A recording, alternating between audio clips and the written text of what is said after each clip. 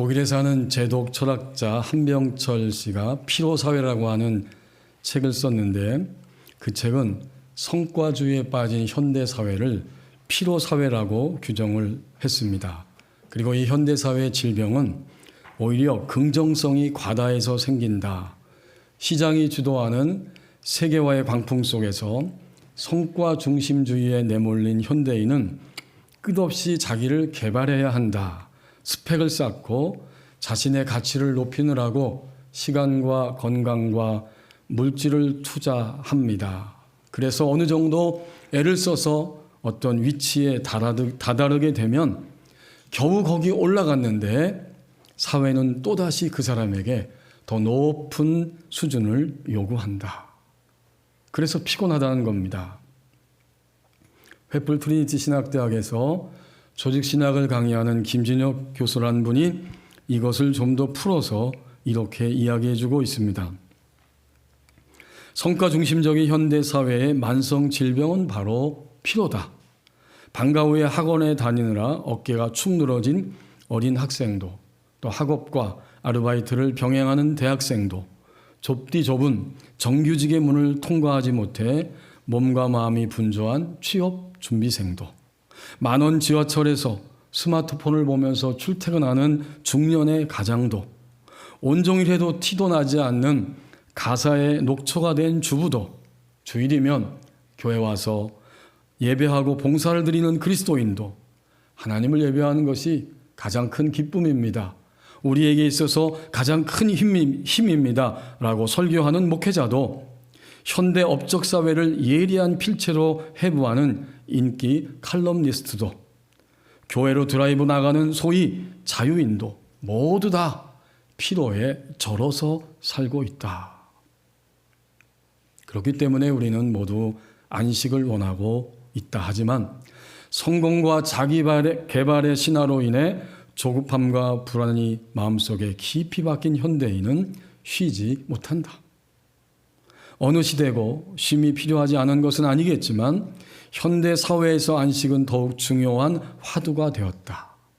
그리고 우리가 익히 알고 있는 찬송가 330장을 빌어서 이렇게 이야기합니다. 어둠 밤 쉬되리니 해가 지기 전 열심히 일하라고 하는 찬송가 부르기가 무색하게 우리는 밤낮 없이 일한다. 이 모든 것들이 다 피로사회의 현상들입니다. 하나님께서 우리에게 주신 오늘 4절 말씀을 보십시오. 인간은 본래 하나님 안에서 7째 날을 가지고 출발했습니다.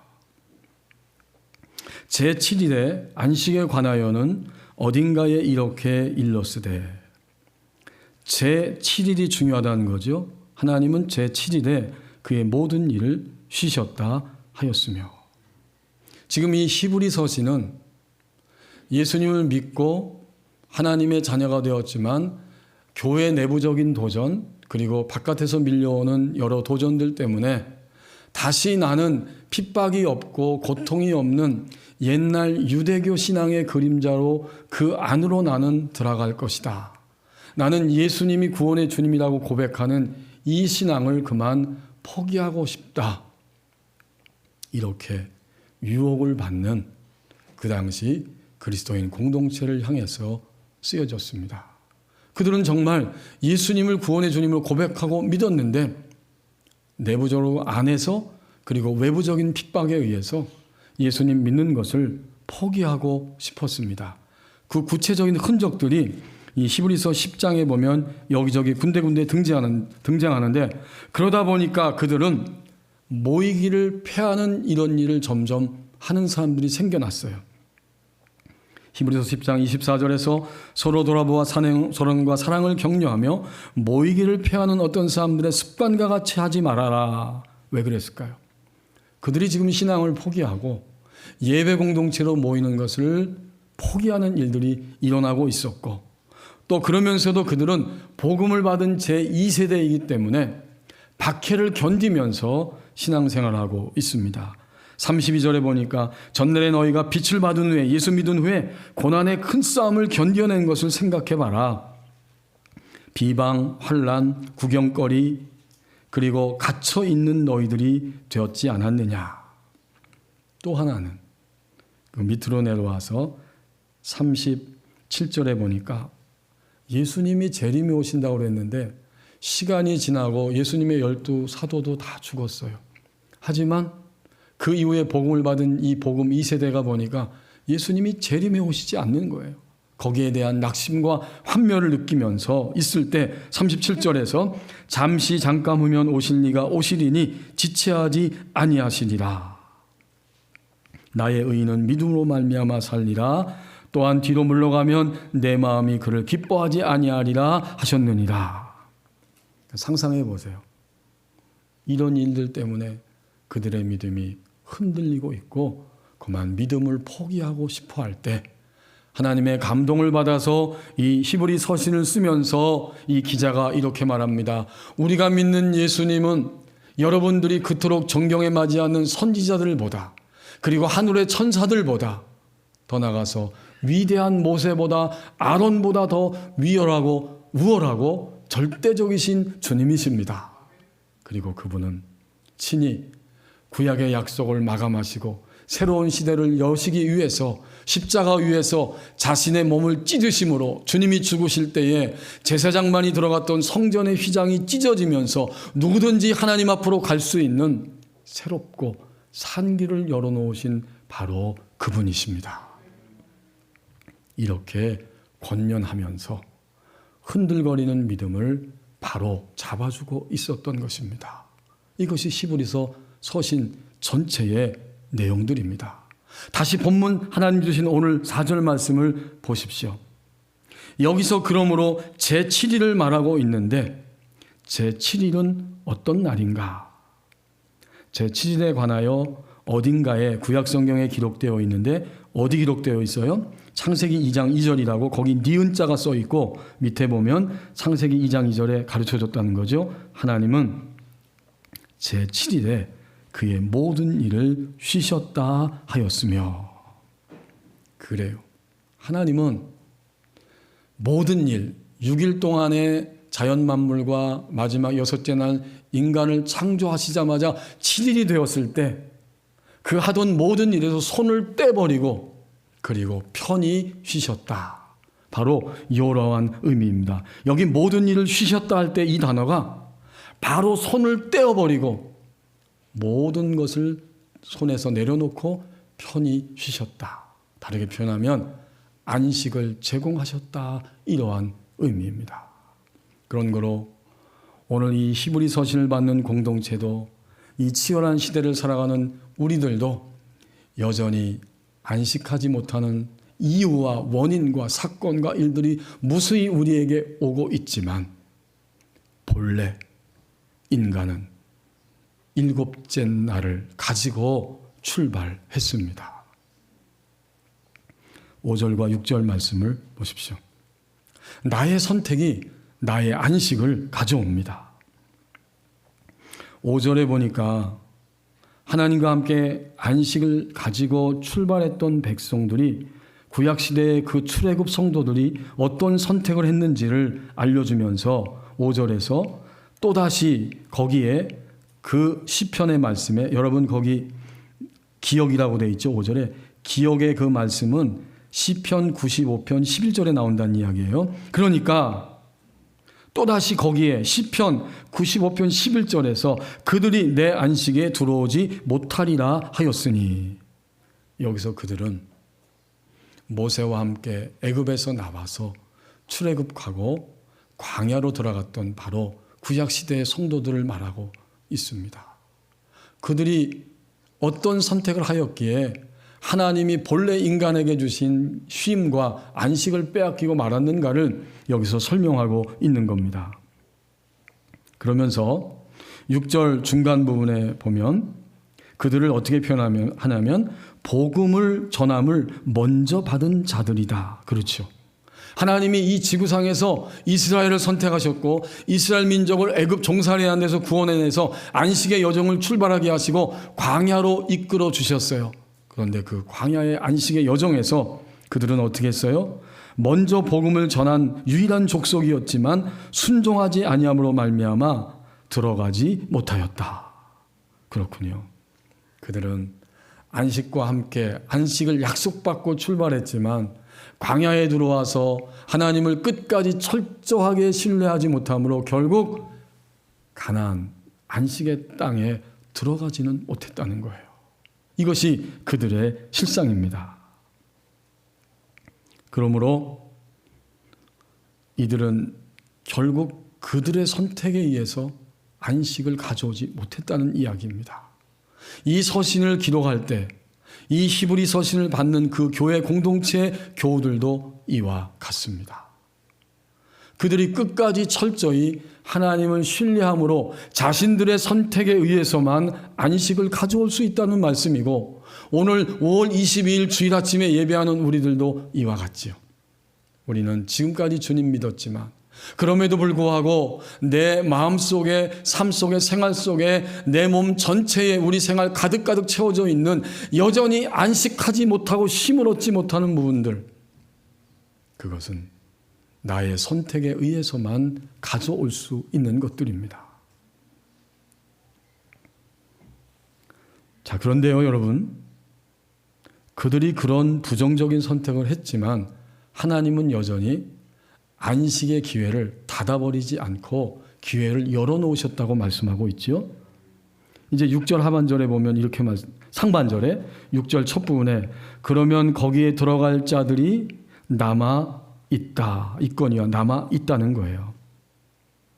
안식의 세계에 아직도 들어갈 약속을 하나님이 기회의 문을 닫지 않고 여전히 지금도 열어놓으신 것입니다.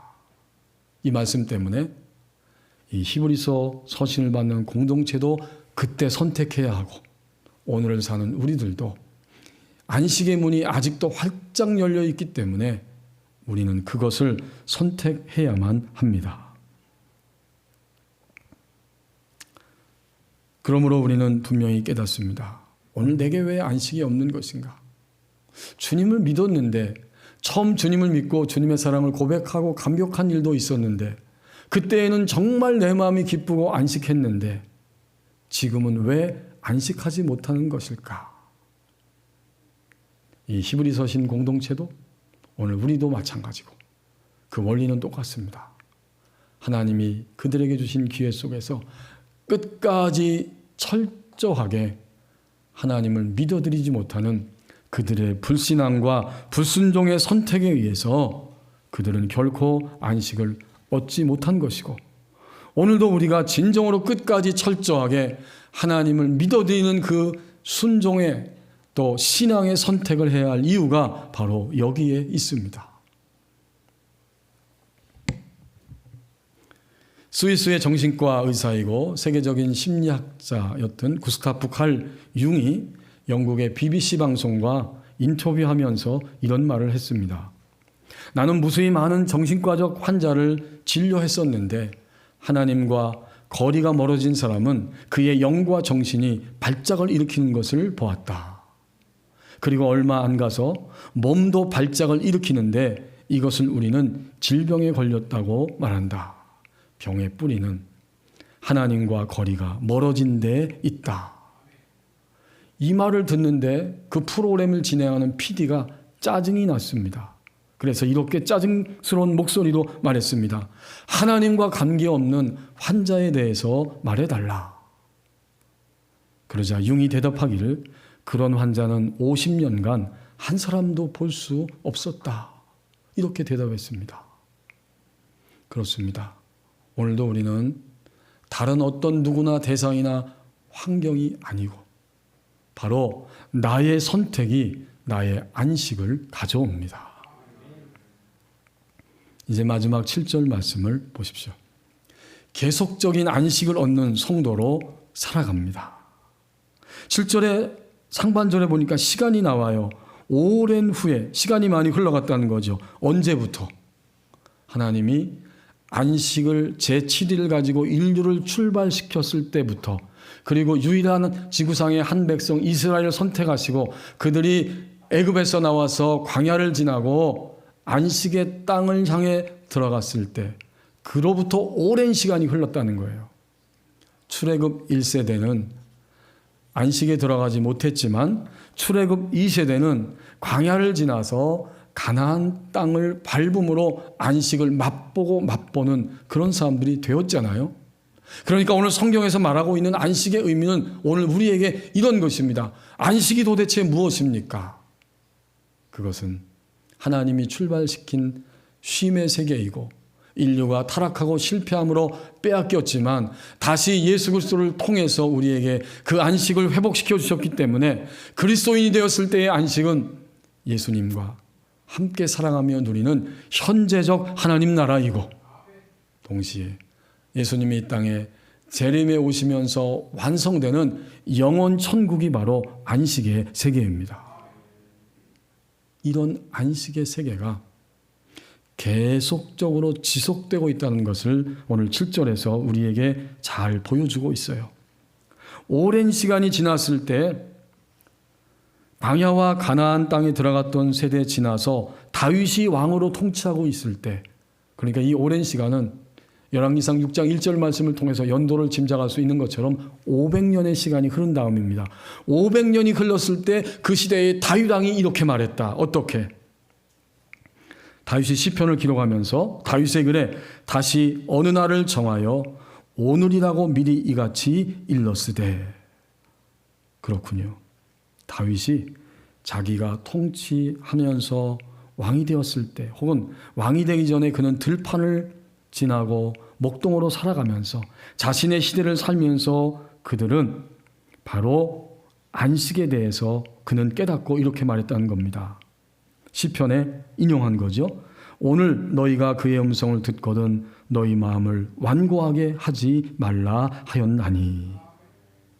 이 말씀이 어디에 기록되어 있다고요? 거기 디귿이라고 되어 있고 밑에 내려와 보면 역시 시편 95편 7절 말씀이라고 알려주고 있어요.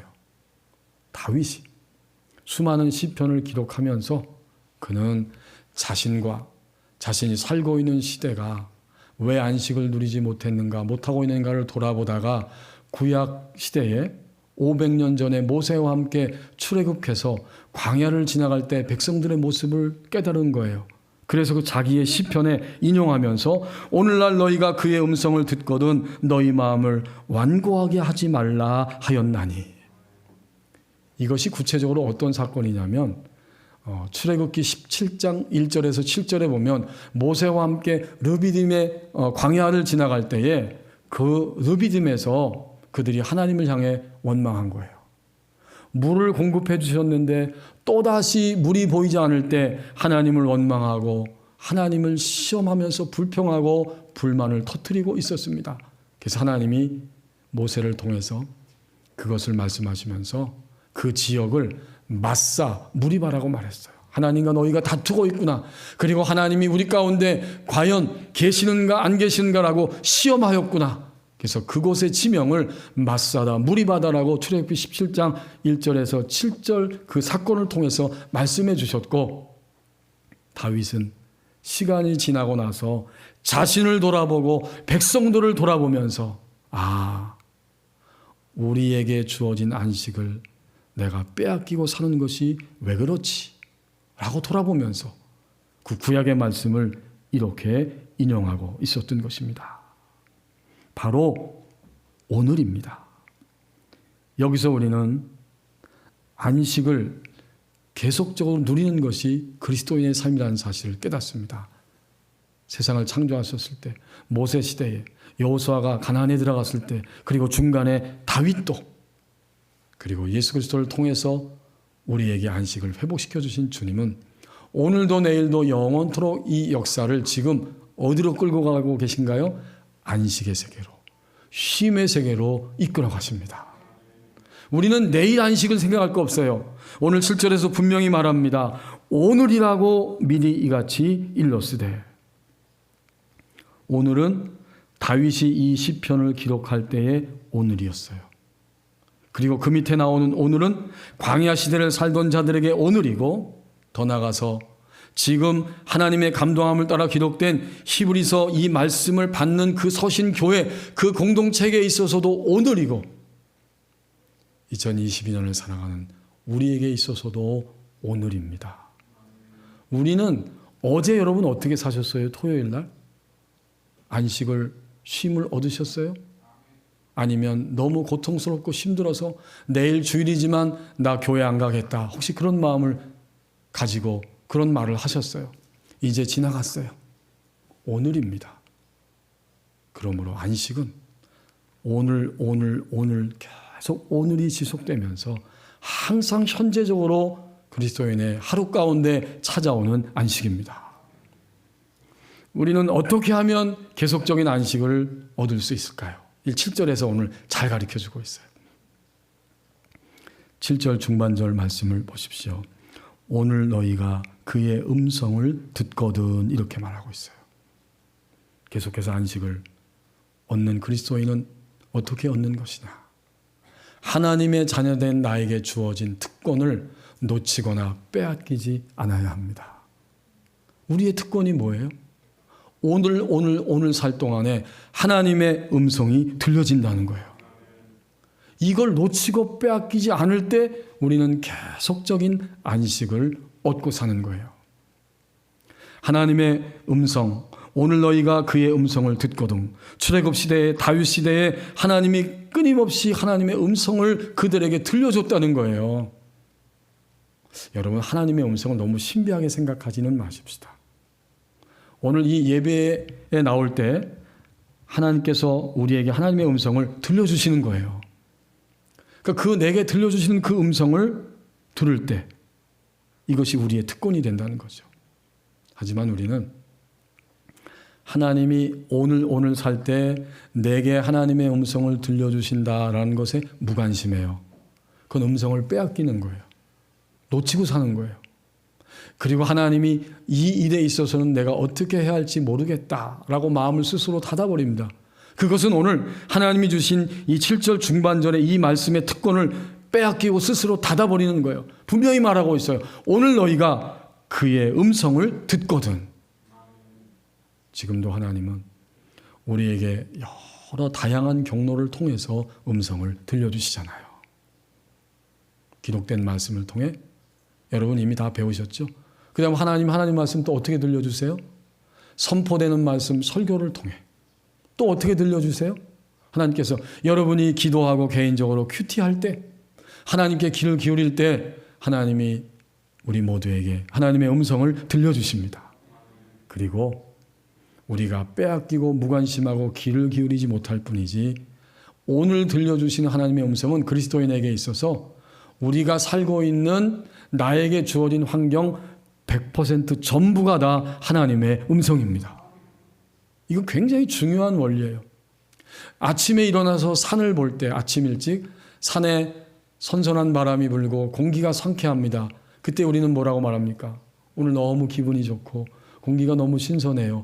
그것은 하나님이 이 피조물들을 통해서 인간에게 쉼을 주시기 위해서 인간은 본래 쉬는 존재야. 내 안에서 너희는 쉬고 살 수 있어. 내가 현재적 하나님 나라 만들어놨고 영원한 안식의 세계로 너희를 이끌어갈 거야. 자연 만물을 통해서 우리에게 보여주는 거예요.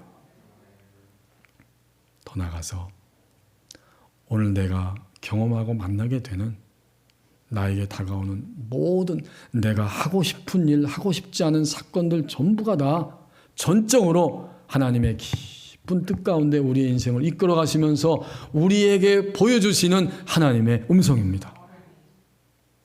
우리는 오늘을 살아갈 때요, 아침부터 저녁 잠자리에 들 때까지 내가 경험하고 느끼고 또 행하는 모든 것을 통해서 하나님이 지금 나에게 하나님의 사랑의 마음을 권면하고 있고 경고의 목소리를 들려주고 있다라고 믿고 깨달을 수 있어야 됩니다. 그것이 빼앗기지 않고 놓치지 않는 삶이에요. 이 히브리서 서신은요, 하나님이 사랑하는 그리스도인들을 향한 권면이고 동시에 경고의 마음도 담겨져 있어요. 그래서 오늘 5월 22일 주일에 하나님이 이 히브리서 4장을 우리에게 들려주고 계신 거예요. 권면하시면서도 경고하시는 거죠. 어떻게 우리가 안식을 얻을 수 있다고요?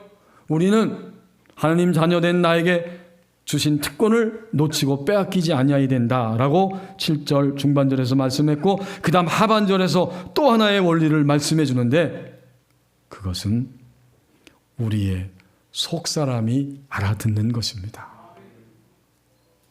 우리는 겉사람과 속사람이 전인적으로 함께합니다. 우리 겉사람은 굉장히 예민하고 잘 알아듣습니다. 우리의 지성과 감정과 의지와 우리의 살덩어리는 염려하지 않아도 내게 오는 사건과 일들, 사람들의 말, 내 안에서 일어나는 말들, 심지어는 사탄이 악한 영이 속삭이는 말까지 다 듣고 아주 금방금방 반응해요. 이게 겉사람의 반응이죠. 하지만 속사람은 하나님의 말씀을 깨닫고 알게 됩니다. 오늘 우리는요, 이미 주님께 큰 박수를 들리며 치면서 영광을 돌려야 돼요. 오늘 예배 자리에 있는 저와 여러분들은 하나님의 음성을 지금 다 듣고 계십니다. 어떻게 알아요? 아니, 지금 이 주일날 늦잠 주무시지 아니하시고 도대체 어떻게 이 자리에 오실 수 있었어요? 누가 여러분의 심령 안에 오늘 주일이니까 하나님께 가서 예배해야 된다라고 누가 말씀해 주셨을까요? 하나님이, 성령 하나님이. 그러니까 우리는 하나님의 음성을 이렇게 잘 듣고 있는 거예요. 하지만 문제의 핵심은 어디에 있는가? 여기 보세요. 하나님의 음성을 듣거든 했고 그 다음 후반절에서 너희 마음을 완고하게 하지 말라 하였나니. 그렇군요. 우리의 마음이 하나님의 음성을 들을 때에 완고하게 해서는 안 된다. 이건 겉사람의 문제가 아니라 우리 속사람이, 우리 거듭난 영 안에 계신 성령님이 감동해 주실 때 우리의 지정의도 거기에 우리의 영과 함께 동의하면서 그 말씀을 따라가야지 마음이 완고하게 되지 않아야 된다. 그 말이잖아요. 우리의 마음은 어때요? 우리의 지정의는 내가 이해되고 내 생각에 맞고 동의될 때만 우리는 그것을 수용해요. 하지만 우리의 거듭난 영은 성장하고 성장하면서 하나님의 말씀을 그대로 가감없이 받아들이고 그 말씀을 따라가기 시작합니다. 광야 시대의 백성들의 문제도 여기 있어요. 하나님이 그토록 말씀해 줬지만 그들의 지정이, 그들의 겉사람은 자기가 이해되고 느껴지고 동의할 때만 받아들였어요. 그러나 우리의 속사람은 내 감정이 쓸지라도 내 지정의와 경험이 동의되지 않을지라도 하나님이 말씀하셨기 때문에 그것을 그대로 받아들일 수 있게 되고, 그러면 그때부터 하나님이 본래적으로 우리에게 허락하시고 주셨던 쉼, 안식의 역사가 일어나기 시작합니다. 그런 거로 마음을 완고하게 하지 말라. 완고하다는 게 뭘까요? 이것은 마음이 굳어지는 거죠. 또 완고하다는 것은 바로 굳어질 뿐만 아니라 자기 생각대로만 매여 있는 상태. 이게 성경에서 말하는 마음이 굳어진 상태예요. 두말할 것도 없이 광야 시대에 통과하지 못하고 죽었던 모든 이스라엘 백성들은 단 하나의 원인이 있어요. 마음을 완고하게 했기 때문에. 그 마음 넘어서 우리를 거듭나게 하시고 예배 자리로 초대해 주시는 하나님 앞에 우리는 가감없이 그분이 우리에게 주시는 감동을 그대로 받아들이는 속사람이 알아듣는 역사가 있을 때 우리에게 계속적인 안식이 따라오고, 그리고 그것을 받아들이는 우리의 속사람은 그 말씀이 양식이 되고 그의 삶의 생명으로 흘러갑니다. 이게 얼마나 큰 특권이요 축복이에요. 그러므로 오늘부터 우리는 하나님 앞에 기도하기를, 하나님이 매일 들려주시는 내 환경 100% 전체 음성을 들려주실 때, 기록된 말씀으로, 해석되는 말씀으로, 환경의 말씀으로 어떤 경로를 통해서든지 우리 안에 들려주실 때 하나님, 내가 그 말씀을 가감없이 있는 그대로 믿고 받아들이고 따라가게 하옵소서. 우리는 그런 거로 자꾸 자기의 완고함과 틀을 고백하고 깨트리는 자리로 나갈 때 복된 거예요. 주일날 예배에 와야 된다. 이건 내 속사람이 당연히 동의해요. 그러면 성령께서 감동하실 때 너의 자녀를 나에게 맡겨라.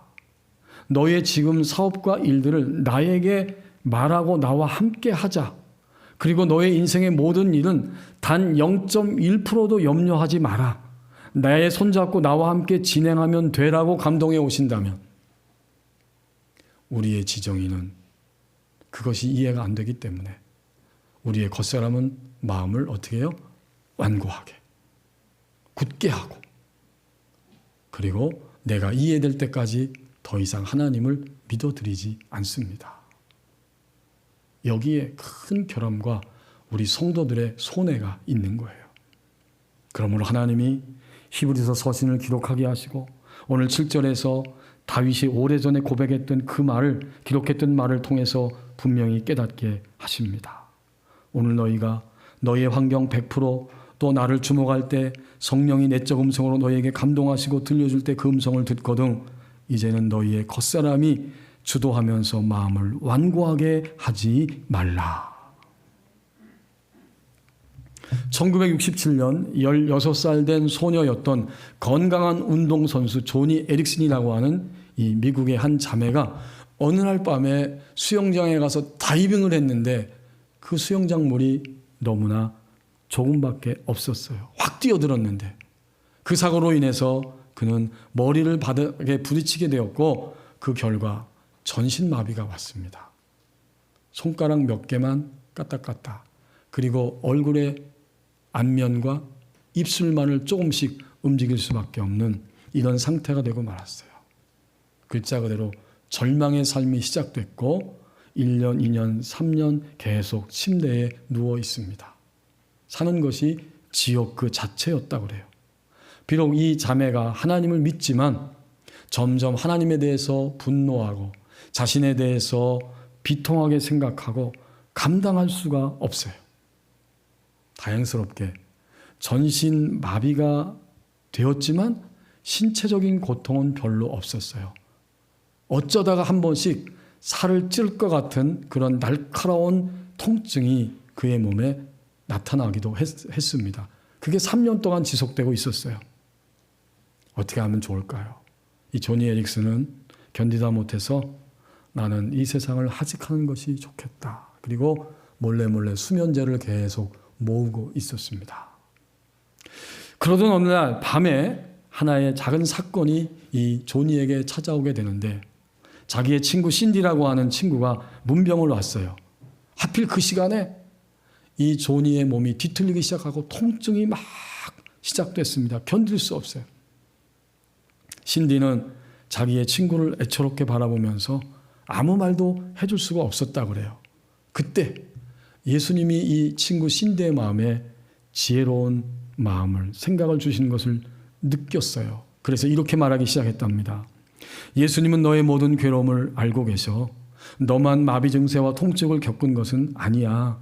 예수님도 똑같이, 아니 더 고통스럽게 그것을 겪으셨어. 얼마나 단순한 말입니까? 조니가 깜짝 놀라하면서 물어봤어요. 정말? 그럼 언제 그렇게 겪으셨지? 친구 신디가 대답했습니다. 예수님이 십자가에 못 박히셨을 때 내가 겪는 통증과 같은 것을 더 심하게 겪으셨지. 예수님도 너와 같이 그 통증을 벗어나고 싶으셨을 거야. 그렇지만 십자가에서 꼼짝도 할 수가 없으셨고 온몸은 찢어지는 듯한 아픔을 느끼고 계셨지. 그래서 그분은 너의 지금의 고통을 너무나 잘 알고 계셔. 그 순간 친구의 말을 들은 이 조니는 마음에 커다란 평강이 찾아오기 시작했습니다. 아, 하나님의 아들께서도 이런 고통을 겪으셨구나. 그리고 나의 무력감과 죽고 싶은 마음을 알고 계시는구나. 예수님은 조니에게 그날 밤 믿을 수 없을 정도로 생생하고 친밀하게 가까이 다가오셨어요. 가족들도 또 사랑하는 어떤 사람과는 비교될 수 없는 근본적인 사랑을 가지고 바로 조니에게 다가오신 것입니다. 그날 밤 이후로 이 조니는 어떻게 됐을까요? 육신은 전신마비 그대로 전혀 회복되지 않았어요. 그러나 그는 지금 예수님의 사랑을 증거하는 그 사도로 세계를 다니면서 지체 장애인들의 무너진 마음을 치료하고 있습니다. 이 글을 읽을 때에 저는 이렇게 깨닫게 되었습니다. 신디가 그날 밤에 하나님의 말씀을 속사람으로 깨달았기 때문에 전할 수 있었구나. 아니 여러분, 그 환자에게 전신마비 그리고 고통 느끼는 친구에게 예수님 너와 똑같이 고통당하셔서 이 말 할 수 있어요? 쉽게? 그런데 놀랍게도 그것은 신디의 지정의가 아니고 그의 속사람이 알아듣고 그 말을 전했고, 더더욱 귀하고 감사한 것은 건강한 운동선수였던 조니 에릭슨도 그 단순한 진리를 들을 때 그의 지정이 겉사람이 알아들은 게 아니라 그의 속사람이 알아들었습니다. 그랬더니 속사람이 알아들은 그 말씀이 그에게 양식이 되고 그를 살리는 생명의 역사로 흘러갈 수 있었습니다. 그리스도인들은 오늘 7절에서 말씀합니다. 계속적인 안식을 얻는 성도들로 살아갑니다. 세계와 인간의 삶을 아주 단순히 도식화해 보면 이런 것입니다. 세계와 인간은 어떻게 출발되었는가? 본래 하나님이 주시는 안식을 가지고 출발하였고 타락함으로 인해서 그 안식을 상실해 버리고 말았습니다. 세 번째는 예수 그리스도가 이 땅에 오심으로 인하여 현재적 하나님 나라 안에서 다시 안식의 길을 갈 수 있도록 하나님이 회복시켜 주셨습니다. 네 번째, 마지막은 뭘까요? 그것은 주님이 이 땅에 재림에 오실 때 영원한 안식을 완성시켜 주실 것입니다. 지금도 하나님께서 모든 피조물과 함께 조화롭고 평화로운 안식의 세계로 우리를 이끌어 가시고 함께 하십니다. 이것을 깊이 깨달았던 그러한 초대교회 교부, 중세 그리고 고대지요. 중세가 아니라 아구스티누스가 354년에서 430년까지 살았던 그 위대한 신앙의 사람이 자신의 인생을 돌아보고 고백하면서 회개하면서 이렇게 한 문장으로 표현했습니다. 당신을 향하여 살도록 창조되었기에 우리의 마음이 당신 안에서 쉬기까지 안식이 없었나이다. 오늘 그리스도인은 누구입니까? 제 7일을 추구하는 사람들입니다. 기도하겠습니다. 오늘 말씀을 붙들고 우리 한 1, 2분 동안만 조용히 함께 기도하기를 원합니다. 우린 본래 안식을 가지고 출발했지만 여전히 안식을 누리지 못합니다. 나의 선택이 나의 안식을 가져옵니다. 하나님, 계속적인 안식을 얻는 성도로 살아가기를 원합니다. 합심해서 기도합니다.